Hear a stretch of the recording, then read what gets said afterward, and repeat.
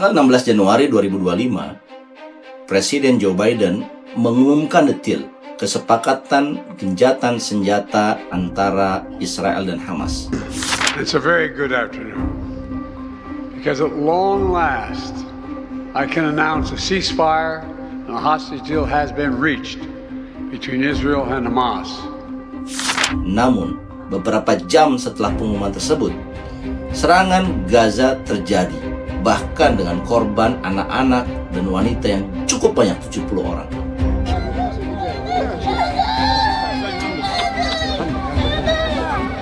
Ada benci Mama. Apakah ini arti sebuah gencatan senjata perdamaian? Mari kita eksplor lebih dalam.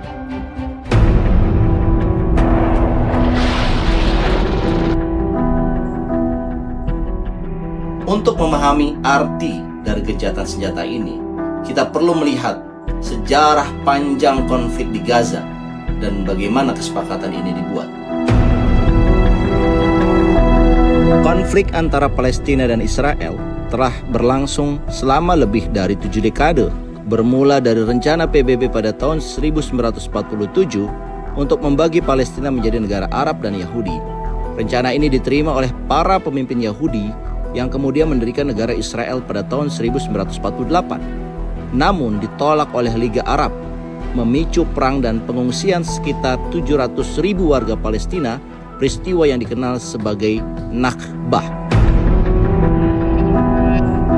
Jalur Gaza, wilayah kecil dengan kepadatan penduduk tinggi, telah menjadi pusat konflik ini.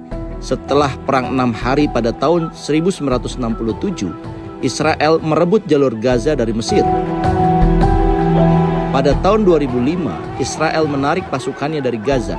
Namun, pada tahun 2007, kelompok Hamas mengambil alih kekuasaan di wilayah tersebut setelah pertempuran sengit dengan faksi Fatah.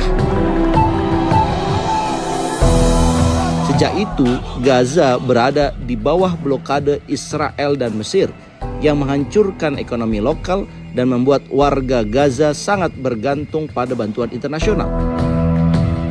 Setelah 15 bulan konflik yang menelan lebih dari 46.700 korban jiwa di Gaza dan 1.200 di Israel, pada 16 Januari 2025, Presiden Amerika Serikat Joe Biden mengumumkan gencatan senjata antara Israel dan Hamas yang akan dimulai berlaku pada 19 Januari 2025.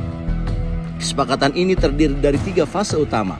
The deal is structured in 3 phases. Phase 1 will last 6 weeks. It includes a full and complete ceasefire, withdrawal of Israeli forces from all the populated areas of Gaza, and the release of a number of hostages held by Hamas, including women and elderly and the wounded.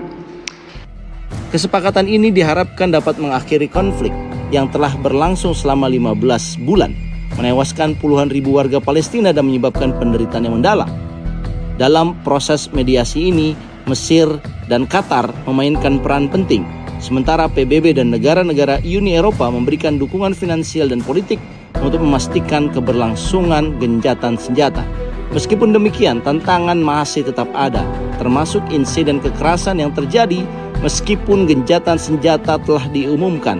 Hal ini menekankan perlunya komitmen kuat dari semua pihak untuk menghentikan kekerasan dan mencari solusi damai yang berkelanjutan.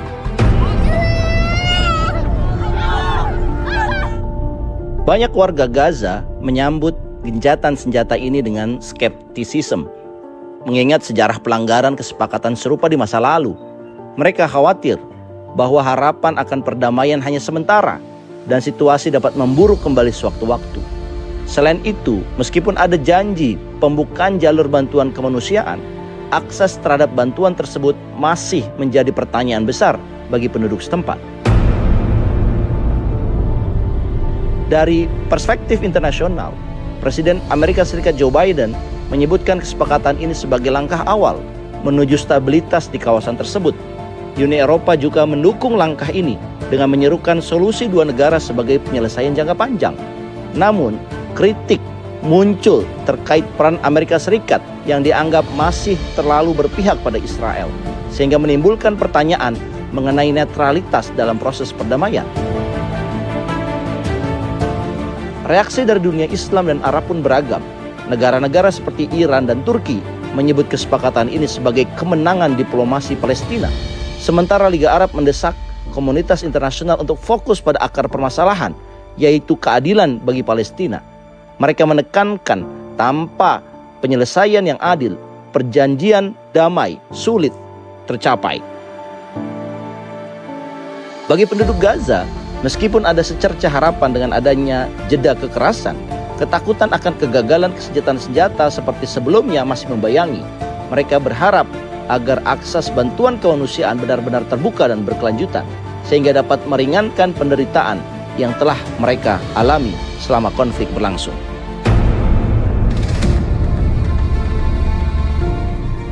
Setelah 15 bulan konflik yang menghancurkan, kesepakatan gencatan senjata antara Israel dan Hamas membawa dampak langsung yang signifikan bagi kehidupan di Gaza. Penghentian serangan udara dan peluncuran roket telah memungkinkan masuknya bantuan kemanusiaan yang sangat dibutuhkan. Setiap hari, sekitar 600 truk bantuan, termasuk 50 truk bahan bakar, diizinkan memasuki Gaza, dengan 300 truk dialokasikan untuk Gaza Utara. Anak-anak Gaza yang sebelumnya terpaksa meninggalkan bangku sekolah karena gedung-gedung pendidikan digunakan sebagai tempat penampungan bagi keluarga yang mengungsi, kini dapat kembali melanjutkan pendidikan mereka. Fasilitas kesehatan yang sebelumnya rusak atau tidak berfungsi akibat konflik juga mulai beroperasi kembali, memberikan layanan medis yang sangat dibutuhkan oleh penduduk. Dalam jangka panjang, jika gencatan senjata ini berhasil dipertahankan, maka hal ini dapat membuka jalan bagi negosiasi damai yang lebih komprehensif antara kedua belah pihak. Namun, pelanggaran awal terhadap kesepakatan ini telah dapat merusak kepercayaan dan memperpanjang konflik yang telah menelan banyak korban jiwa itu. Dinamika politik di Timur Tengah juga dapat berubah berdasarkan respon internasional terhadap perkembangan ini. Meskipun demikian, tantangan besar masih menanti, termasuk penarikan tentara Israel dan pemulihan Gaza yang membutuhkan waktu dan komitmen dari semua pihak. Kegembiraan dan harapan yang dirasakan oleh penduduk Gaza saat ini harus diiringi dengan upaya nyata untuk memastikan perdamaian yang berkelanjutan dan rekonstruksi wilayah yang hancur akibat perang.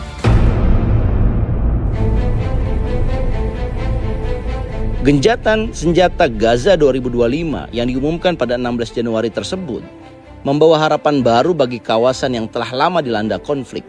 Namun, mempertahankan gencatan senjata ini menjadi tantangan besar.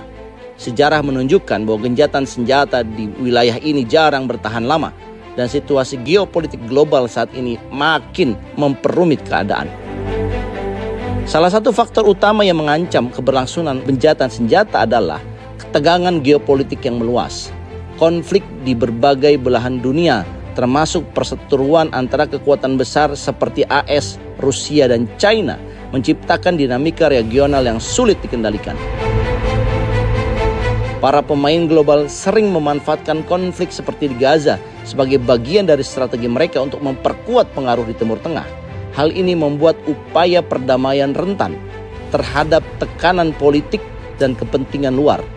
Selain itu, agresivitas Israel dalam memperluas wilayah dengan dalil keamanan semakin nyata. Sejak pengakuan Amerika Serikat atas daratan tinggi Golan sebagai wilayah Israel, langkah-langkah serupa terus terjadi, termasuk pembangunan pemukiman ilegal di tepi barat. Kebijakan ini memicu ketegangan yang berkelanjutan dengan Palestina dan dunia internasional.